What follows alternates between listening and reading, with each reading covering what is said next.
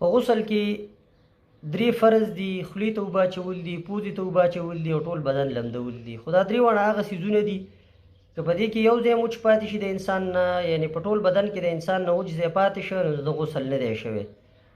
او په دې کې به ډېر احتیاط پکار چې دا 3 واړه سړی په صحیح طریقه باندې خولې ته مو اوبه واچوي، پوزې ته مو اوبه واچوي او ټول بدن هم په ښه طریقه باندې لون کړي.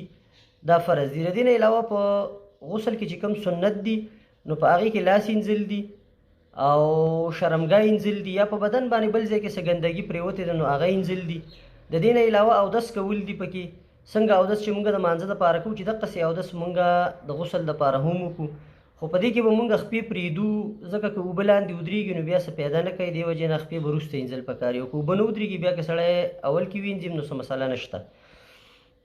د دې نه علاوه په ټول بدن باندې اوبه اچول دي 3 پیرې، نو دا په غسل کې سنت و.